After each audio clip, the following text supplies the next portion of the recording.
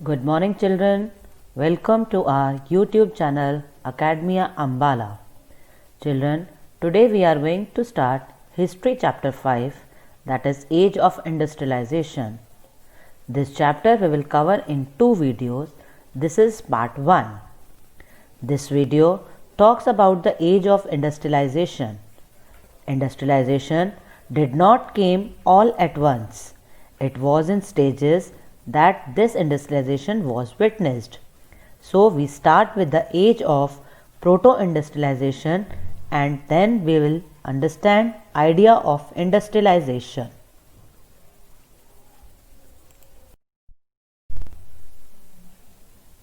Some of the graphics which were given that time were shown on your screen. This is the figure 1. E.T. Paul in his book Dawn of the Century talks about a kind of goddess's figure which is standing on wheels with wings that symbolize time and all the electronic devices which surrounds there. Similarly, you had another image which talks about two magicians. One is Aladdin from the east and past, that shows how the magic lamp could build a palace, and on the other hand a worker or mechanic who is working there, and he basically denotes the West and modernity, or we can say modern culture.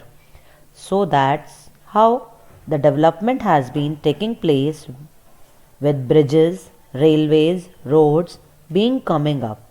Now all this went through the different stages. The first stage of industrialization is known as proto-industrialization.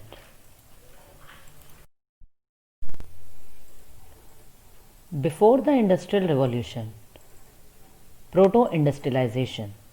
In the age of proto-industrialization, during the 17th and 18th century, you did not had big industries that were there. Most of industries were kind of home-based industries, and with the expansion of trade, new colonies coming up, the demand for goods were increasing.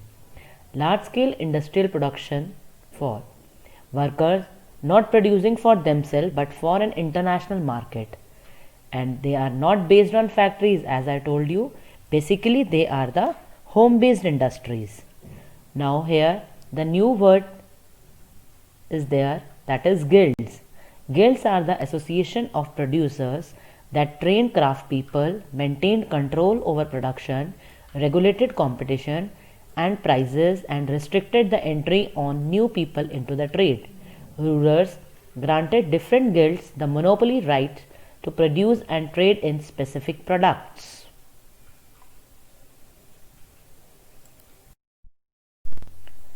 With the expansion of world trade and the acquisition of colonies in different parts of the world, the demand for goods began growing, but merchants could not expand production within towns. This was because here urban crafts and trade guilds were powerful. It was very difficult for new merchants to set up business in towns, so they turned to the countryside. Artisans at countryside were willing to work for the merchants. Open fields and commons were disappearing. Cottagers and poor peasants had to now look for alternative sources of income. When merchants offered advances, peasants' households eagerly agreed. This income supplemented their shrinking income from cultivation, fuller use of their labor resources.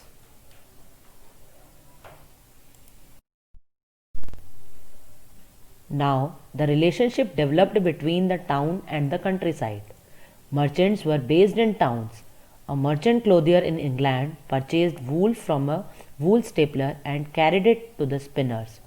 The yarn that was spun was taken in subsequent stages of production to weavers, fullers, and then to dyers. The finishing was done in London before the export merchant sold the cloth in the international market. The whole diagram shown in your screen is showing the cotton value chain.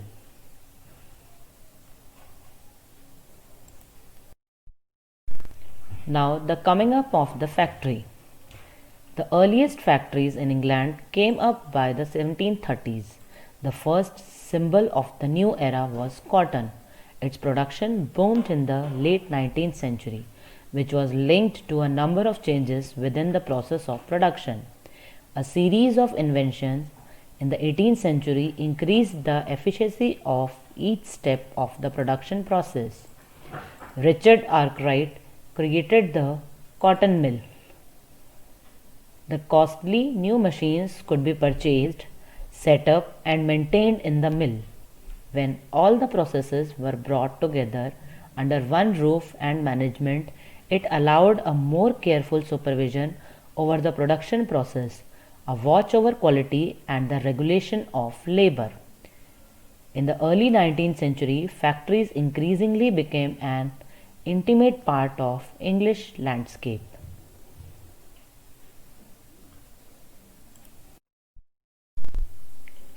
Now there is the pace of industrial change. Cotton was the leading sector up to the 1840s. After that, the iron and steel industry led the way. The new industries could not easily displace traditional industries. At the end of the 19th century, less than 20% of the total workforce was employed in technologically advanced industrial sectors. The pace of change in the traditional industries was not set by steam powered cotton or metal industries, but they did not remain entirely stagnant either. Seemingly ordinary and small innovations were the basis of growth in many non mechanized sectors.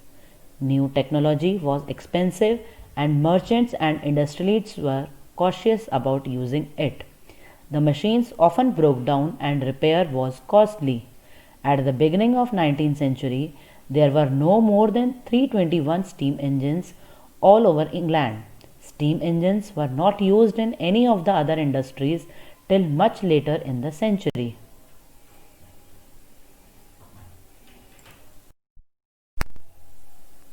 Hand labor and steam power. Industrialists had no problem of labor shortage of high wage cost. They did not want to produce machines that got rid of human labor and required large capital investment.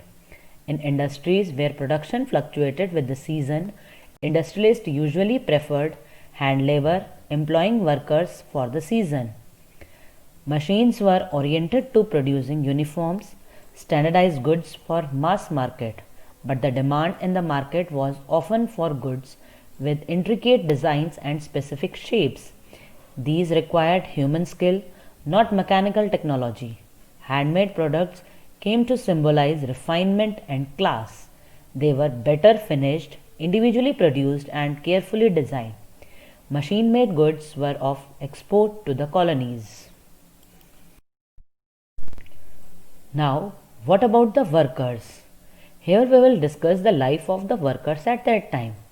Many job seekers had to wait weeks, spending nights under bridges and in night shelters. Some stayed in night refuges that were set up by private individuals. Others went to the casual wards maintained by the poor law authorities. Seasonality of work in many industries meant prolonged periods without work. After the busy season was over, the poor were on the streets again.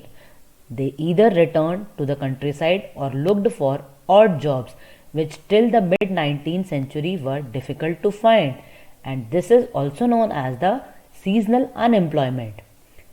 All the best of times till the mid 19th century, about 10% of the urban population were extremely poor, which went up to anything between 35 and 75% in different regions.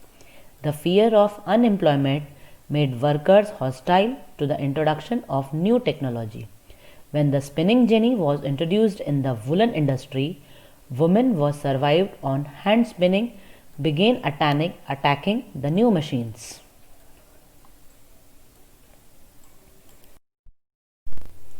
Now children, we will study about the industrialization in the colonies.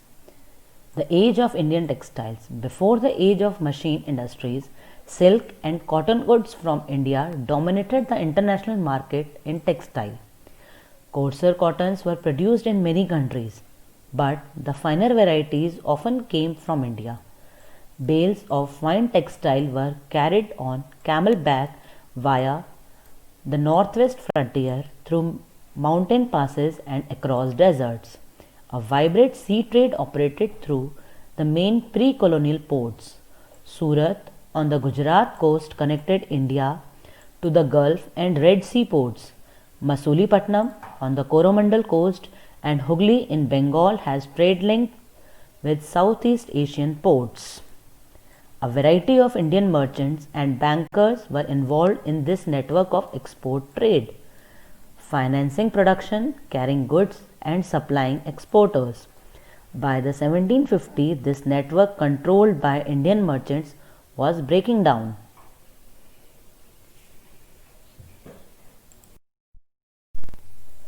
Now there started the decline of old ports, and with the decline of old ports, the rise of the new ones also. The European companies gradually gained power.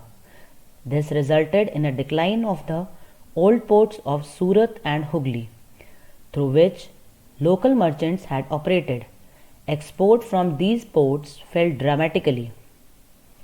The credit that had financed the earlier trade began drying up and the local bankers slowly went bankrupt. While Surat and Hooghly decayed, Bombay and Calcutta grew. This shift from the old ports to the new ones was an indicator of the growth of colonial power. Trade through the new ports came to be controlled by European companies and was carried in European ships.